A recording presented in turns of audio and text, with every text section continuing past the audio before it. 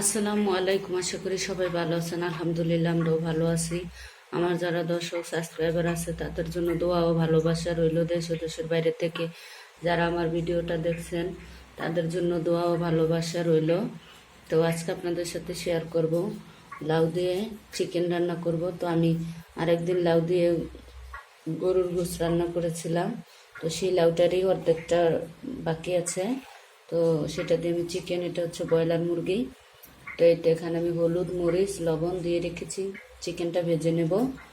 আর লাউগুলো ধুয়ে সুন্দরভাবে কেটে ধুয়ে নিয়েছি আর কি। আর এই যে উপকরণগুলো দেখেন, গরম মশলা, জিরা বাটা, ধনিয়া জিরার গুঁড়ো, রসুন বাটা, সাথে যে আদা বাটা, রসুন বাটা, আদা বাটা, হলুদ মরিচ লবণ, পেঁয়াজ কাটা।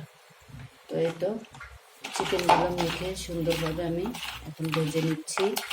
তো ভিডিওটা দেখা শুরুতে একটা লাইক দিয়ে ভিডিওটা দেখা শুরু করবেন, আর অবশ্যই ফুল ভিডিওটা দেখবেন, এটা আপনাদের কাছে অনুরোধ। আমি সবার ভিডিও লাইক দিয়ে দেখা শুরু করি, ফুল ভিডিওটা দেখে আপনারা অবশ্যই তাই করবেন। আর নতুন যারা সাবস্ক্রাইবার আছেন 24 ঘন্টা ধৈর্য ধরবেন, সাবস্ক্রাইব করে উঠিয়ে নিয়ে যাবেন না, এতে আপনার আমার দুজনেরই ক্ষতি হবে। তো চলেন চিকেনটা ভেজে নিচ্ছি। এই যে দেখেন, আগে তেল দিয়ে রেখেছিলাম, কড়াইটা আমার পুড়েই গেছে।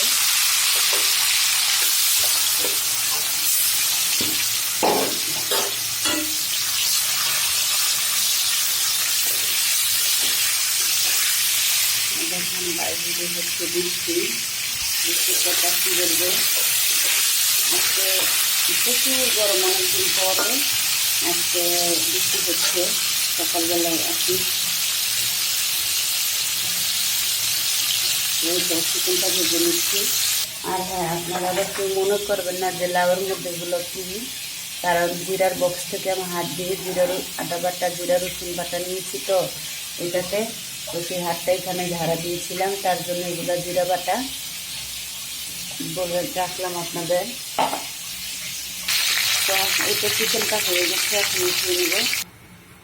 দেখেন চিকেনটা উঠিয়ে দিয়ে দিচ্ছি।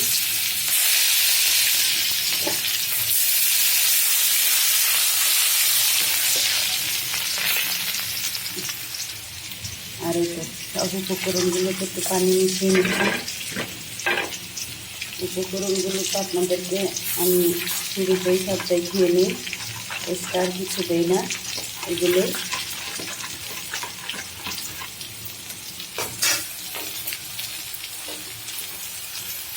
এটা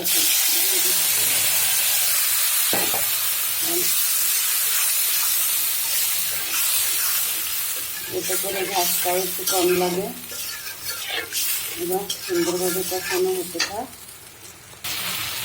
তো দেখেন পিঁপড়াটা খুব সুন্দরভাবে কষানো হয়েছে, লেগে লেগে গেছে। লাউগুলো দিচ্ছি, কারণ যেহেতু চিকেনটা ভাজা, লাউগুলো আগে কষিয়ে নেবে, তারপরে চিকেনটা দেবে।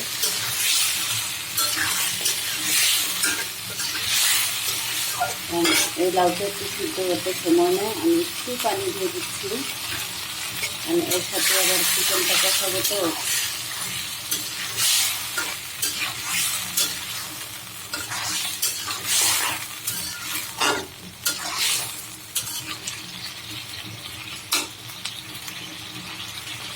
এই তো হতে থাক। এই তো লাউটা অনেকটা কষে এসেছে, চিকেনটা দিয়ে দিচ্ছি। তারপরে ঝোলটা শুকিয়ে গেলে আমি ঝোল দিয়ে নেব। চিকেনটাও সুন্দরভাবে কষানো হোক।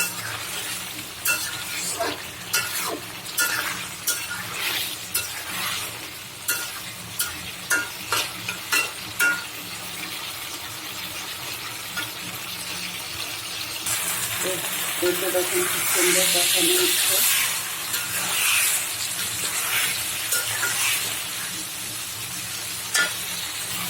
কালারটাও খুব সুন্দর হয়েছে।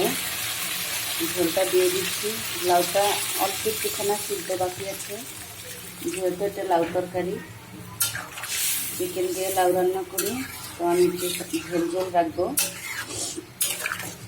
কারণ দেখবেন সবজির তরকারিটা ঝোল রাখলে বেশি একটা ভালো লাগে। কারণ ঝোলও পুষ্টিগুণ আছে।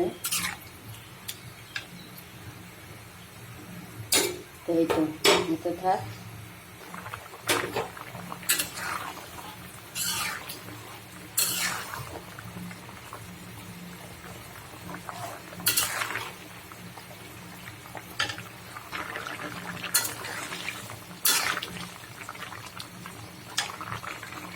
তো দেখেন অবশেষে রান্নাটা শেষ, চুলাটা বন্ধ করে দিয়েছি। দেখবেন আর একটু গরম গরম তরকারিতে তেল উঠে কম, একটু পরে তেলগুলো উঠে পড়ে যাবে।